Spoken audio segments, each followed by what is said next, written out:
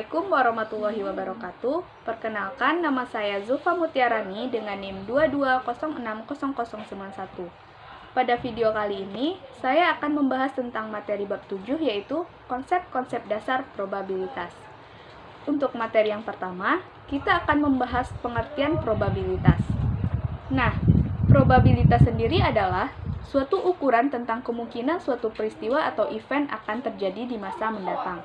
Probabilitas dinyatakan antara 0 sampai 1 atau dalam persentase. Ada 3 hal penting dalam rangka membicarakan probabilitas, yaitu percobaan atau eksperimen, hasil atau outcome, dan peristiwa atau event. Percobaan adalah pengamatan terhadap beberapa aktivitas atau proses yang memungkinkan timbulnya paling sedikit 2 peristiwa tanpa memperhatikan peristiwa mana yang akan terjadi. Hasil atau outcome adalah suatu hasil dari sebuah percobaan, dan peristiwa atau event adalah kumpulan dari satu atau lebih hasil yang terjadi pada sebuah percobaan atau kegiatan. Bagaimana menyatakan probabilitas? Probabilitas dinyatakan dalam bentuk pecahan antara 0 sampai 1. Probabilitas 0 menunjukkan peristiwa yang tidak mungkin terjadi, sedangkan probabilitas 1 menunjukkan peristiwa pasti terjadi. Probabilitas dapat dinyatakan dalam desimal atau persentase. Misalnya, ketika perang antara Amerika Serikat dan Irak memuncak di tahun 2003 sampai 2005, probabilitas inflasi di atas 2 digit di Indonesia mencapai 70% dan hanya 30% probabilitas inflasi di bawah 2 digit. Probabilitas kejadian dengan nilai 0 adalah peristiwa yang tidak mungkin terjadi seperti tingkat inflasi dan suku bunga dalam 1 tahun takvim di Indonesia 0%. Yang kedua, seluruh tanaman dan ternak di Indonesia mati atau seorang anak balita melahirkan bayi. Sedangkan, probabilitas kejadian dengan nilai 1 adalah peristiwa yang pasti terjadi. Contohnya, semua manusia pasti mati. Semua harga barang dan jasa pasti berubah. Tidak ada kondisi manusia yang statis. Materi kedua adalah pendekatan probabilitas. Yang pertama yaitu pendekatan klasik. Pendekatan klasik adalah sebuah peristiwa mempunyai kesempatan untuk terjadi yang sama besar. Probabilitas suatu peristiwa kemudian dinyatakan sebagai rasio antara jumlah kemungkinan hasil dengan total kemungkinan hasil, atau rasio peristiwa terhadap hasil. Rumusnya yaitu probabilitas suatu peristiwa sama dengan jumlah kemungkinan hasil atau peristiwa dibagi dengan jumlah total kemungkinan hasil. Pada suatu percobaan, di mana hanya ada satu peristiwa yang terjadi, sehingga peristiwa lain tidak dapat terjadi pada suatu percobaan dengan waktu yang sama dikenal dengan peristiwa saling lepas. Peristiwa saling lepas atau mutuality exclusive adalah terjadinya suatu peristiwa sehingga peristiwa lain tidak terjadi pada waktu yang sama.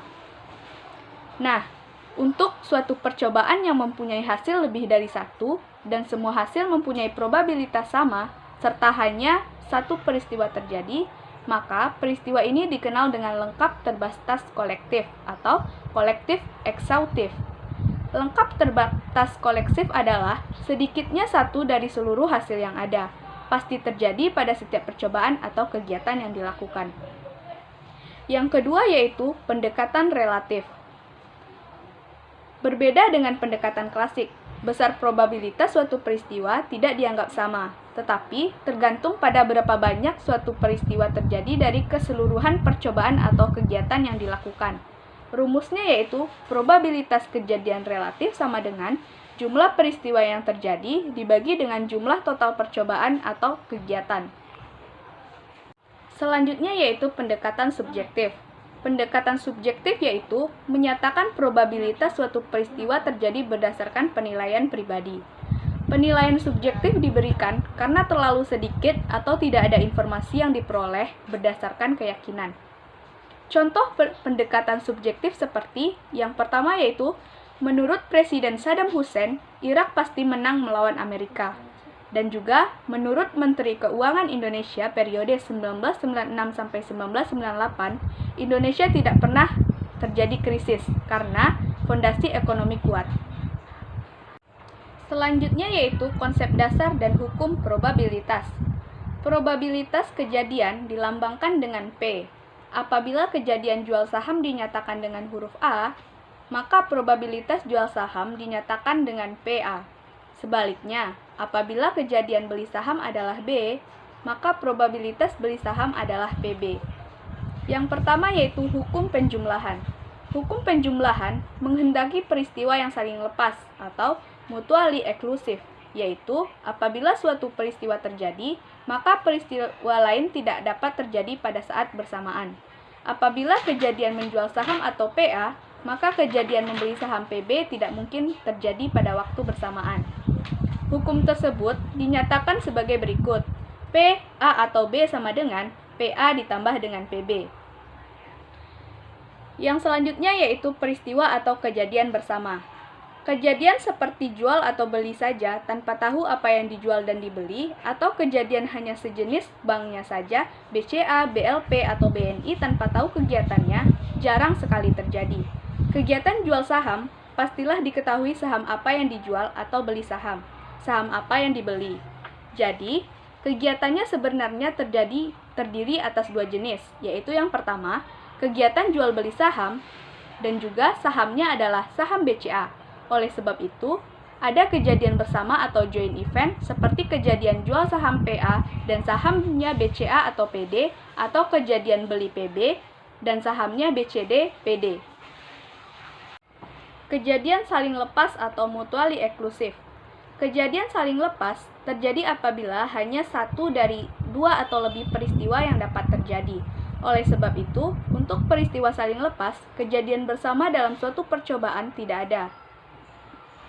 Peristiwa atau kejadian bersama atau peristiwa saling lepas dinyatakan dengan rumus PAB sama dengan 0. Oleh sebab itu, untuk peristiwa yang saling lepas, probabilitas kejadian A dan B yang dinyatakan PA atau B sama dengan PA ditambah dengan PB dikurang dengan PAB. Karena PAB sama dengan 0, maka P atau B, PA tambah PB sama dengan 0. Sehingga P atau A dan B dinyatakan sebagai berikut. PA ditambah dengan PB. Untuk contoh soalnya, terdapat pada contoh 73, yang mana cobalah hitung berapa probabilitas kejadian jual saham dan beli saham PAB dan probabilitas kejadian untuk saham BCA, BLP, dan juga BNI. Untuk penyelesaiannya, probabilitas kejadian A dan B atau PAB sama dengan 0 karena kejadian A dan B saling lepas. Pada saat dan waktu yang bersamaan, aktivitas yang bisa dilakukan hanya satu. Kalau tidak jual saham, berarti beli saham. Begitupun sebaliknya. Oleh sebab itu, hukum penjumlahan untuk peristiwa saling lepas adalah PA tambah PB dikurang dengan PAB, yaitu 0,6 ditambah 0,4 dikurang 0, hasilnya yaitu 1. Untuk hukum penjumlahan, yaitu PD ditambah PE ditambah PF dikurang PDEF. 0,35 ditambah 0,40 ditambah 0,25 dikurang dengan 0, sama dengan 1. Sehingga diperoleh hasil probabilitasnya yaitu 0,35 ditambah 0,40 dikurang 0, sama dengan 0,75. Materi selanjutnya yaitu hukum perkalian. Hukum perkalian menghendaki setiap peristiwa adalah independen, yaitu suatu peristiwa terjadi tanpa harus menghalangi peristiwa lain terjadi. Peristiwa A dan B independen. Apabila peristiwa A terjadi, maka tidak menghalangi terjadinya peristiwa B. Peristiwa independen adalah terjadinya suatu peristiwa atau kejadian tidak memengaruhi probabilitas terjadinya peristiwa lain. Hukum perkalian untuk probabilitas kejadian A dan B yang saling independen dinyatakan sebagai berikut, yaitu PA dan B sama dengan PA dikali dengan PB. Untuk contoh soalnya, terdapat pada contoh 74. Apabila Anda melemparkan uang logam 2 kali ke udara, berapakah probabilitas kedua lemparan tersebut menghasilkan gambar? Untuk penyelesaiannya yaitu probabilitas gambar sama dengan setengah dan probabilitas angka sama dengan setengah. Pada lemparan pertama, probabilitas gambar PA sama dengan setengah. Pada lemparan kedua, probabilitas gambar PB juga setengah. Oleh sebab itu, probabilitas PA ditambah PB adalah PA dikali dengan PB. Setengah dikali dengan setengah sama dengan 1/4. Selanjutnya yaitu probabilitas bersyarat atau conditional probability.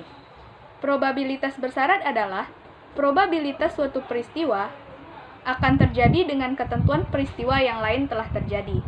Probabilitas bersyarat dilambangkan dengan P, A, garis B, yaitu probabilitas peristiwa A dengan syarat peristiwa B telah terjadi. Rumusnya yaitu PA dan B sama dengan PA dikali PBA. Untuk contoh soalnya, terdapat pada contoh 76, yang mana yaitu dengan menggunakan tabel sebelumnya, berdasarkan pada hukum perkalian, berapa probabilitas peristiwa terjadi penjualan dan yang dijual oleh saham BCA, PA dan D. Untuk penyelesaiannya, PA dan D sama dengan PA dikali PDA, sama dengan 120 dibagi 200 dikali 30 per 120, sama dengan 0,6 dikali 0,25, yang mana hasilnya adalah 0,15. Jadi, probabilitas peristiwa terjadi kegiatan penjualan saham dan saham yang terjual adalah saham BCA adalah 0,15. Untuk contoh soal lainnya, terdapat pada contoh 77. Dengan menggunakan rumus di atas, hitunglah kembali probabilitas peristiwa terjualnya saham dan saham yang terjual adalah saham BCA, PDA, dan berapa probabilitas peristiwa saham BCA yang terjual PAD. Penyelesaiannya yaitu PDA sama dengan PAD dibagi dengan PA. 30 per 200 dibagi dengan 120 dibagi 200 sama dengan 0,15 dibagi 0,6 yaitu 0,25. Nah, untuk yang PAD yaitu rumusnya PAD dibagi dengan PD. Sehingga 30 dibagi dengan 200 dibagi dengan 70 dibagi 200. 0,15 dibagi 0,35. Sehingga hasilnya 0,43. Untuk materi berikutnya yaitu peristiwa pelengkap atau complementary event. Peristiwa pelengkap menunjukkan bahwa apabila ada dua peristiwa A dan B yang saling melengkapi, sehingga jika peristiwa A terjadi, maka peristiwa B pasti terjadi. Sehingga rumusnya dapat dinyatakan sebagai berikut. PA tambah PB sama dengan 1 atau PA sama dengan 1 dikurang PB. Peristiwa A dan B dikatakan sebagai peristiwa komplement. Beberapa contoh dalam kaitan hubungan komplement adalah yang pertama yaitu kegiatan jual beli saham menghasilkan dua hasil, yaitu kegiatan jual PA atau kegiatan beli PB. Kemungkinan peristiwanya adalah PA atau PB. Apabila diketahui bahwa PA 0,8, maka secara otomatis PB dikurang 1 dikurang 0,8 dikurang 0,2. Diagram pohon probabilitas. Diagram pohon merupakan suatu diagram yang menyerupai pohon dimulai dari batang kemudian menuju ranting dan daun. Diagram pohon dimaksudkan untuk membantu menggambarkan probabilitas atau probabilitas bersyarat dan probabilitas bersama. Diagram pohon sangat berguna untuk menganalisis keputusan-keputusan bisnis di mana terdapat tahapan-tahapan pekerjaan. Berikut contoh diagram pohon untuk kegiatan jual beli saham di bursa. Untuk menyusun diagram pohon ada beberapa tahap. Tahap yang pertama yaitu langkah awal kegiatan. Kita mulai dengan tanda titik atau bulatan dengan angka 1. Tahap 1 diumpamakan sebagai pohonnya, dan pohon utamanya berupa kegiatan di bursa saham. Nilai probabilitas pada tahap 1 adalah 1. Tahap kedua yaitu membuat cabang. Kegiatan di bursa ada dua kejadian, jual dan juga kegiatan beli saham. Probabilitas jual sama dengan 0,6 dan probabilitas beli 0,4. Nilai probabilitas pada cabang 0,6 ditambah 0,4 sama dengan 1. Tahap ketiga yaitu membuat ranting. Pada setiap cabang, baik jual maupun beli, ada 3 ranting jenis saham, yaitu BCA, BLP, dan juga BNI. Nilai probabilitas setiap ranting 0,35 ditambah 0,40 ditambah 0,25 sama dengan 1. Tahap 4 yaitu menghitung probabilitas bersama atau joint probability antara kejadian pertama A dan B dengan kejadian kedua D, E, dan F. Kita bisa menghitung probabilitas PDA atau PEB secara langsung. nilai probabilitas keseluruhan pada tahap 4 juga harus sama dengan 1. Melalui diagram pohon, dengan mudah dapat diketahui nilai probabilitas suatu kejadian.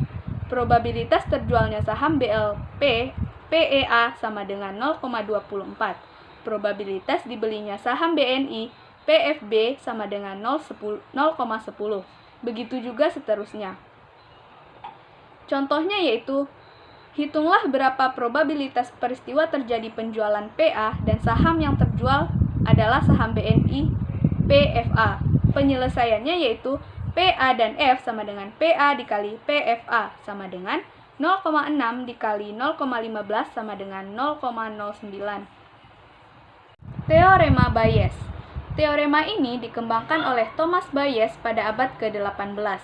Rumusnya, PA1B sama dengan PA1 dikali PBA1 dibagi dengan PA1 dikali PBA1 ditambah PA2 dikali PBA2. Kemudian, teori Bayes ini diperluas menjadi PAIB sama dengan PAI dikali PBAI dibagi dengan PA1 dikali PBA1 ditambah PA2 dikali PBA2 ditambah PAI dikali PBAI. Materi selanjutnya yaitu beberapa prinsip menghitung. Yang pertama, faktorial. Faktorial digunakan untuk mengetahui berapa banyak cara yang mungkin dalam mengatur sesuatu dalam suatu kelompok. Contoh konvensional. Apabila kita mempunyai 3 bank, yaitu BCA, BLP, dan BNI, ada berapa cara menyusun urutan ketiga bank tersebut? Jawabannya yaitu 6. Bagaimana kalau kita ingin mengurutkan suatu yang jumlahnya banyak? Untuk menjawab permasalahan tersebut, sebenarnya terdapat pola yang dapat diikuti. Untuk meletakkan urutan pertama dari 3 bank, harus mempunyai 3 pilihan, yaitu BCA, BLP, dan BNI. Apabila urutan pertamanya BCA, maka urutan kedua tinggal 2 pilihan, yaitu BLP dan BNI. Jika pilihan keduanya BLP, maka untuk urutan ketiga hanya sisa BNI. Dengan demikian, banyaknya urutan adalah perkalian dari pilihan tersebut, yaitu 3 dikali 2 dikali 1 sama dengan 6 cara. Dalam matematika, perhitungan ini dikenal dengan faktorial, yang biasanya dilambangkan dengan tanda seru. Didefinisikan dengan 1, sedangkan n tanda seru adalah n dikali n dikurang 1 dikali n dikurang 2 kali 2 dikali 1. Contohnya terdapat pada contoh 710. Ada berapa cara menyusun urutan dari 5 perusahaan yang diberikan dividen terbesar? Penyelesaiannya yaitu menyusun urutan 5 perusahaan. Faktorisasi dari 5 yaitu 5 dikali 4 dikali 3 dikali 2 dikali 1 yaitu 120. Sehingga terdapat 120 cara. Selanjutnya yaitu permutasi. Permutasi digunakan untuk mengetahui sejumlah kemungkinan susunan atau aransemen jika terdapat satu kelompok objek. Pada permutasi ini, kita berkepentingan dengan susunan dan urutan dari objek. Rumusnya, NPR sama dengan N faktorisasi dikurang N dikurang R faktorisasi, di mana P sama dengan jumlah permutasi atau cara objek disusun. N, jumlah total objek yang disusun. R merupakan jumlah objek yang digunakan pada saat bersamaan. Jumlah R dapat sama dengan N atau lebih kecil. Kemudian, tanda seru yaitu tanda dari faktorial. Untuk contohnya, terdapat pada contoh 711. Ada berapa susunan yang mungkin dari 3 bank yang ada apabila tiap susunan terdiri atas 2 bank?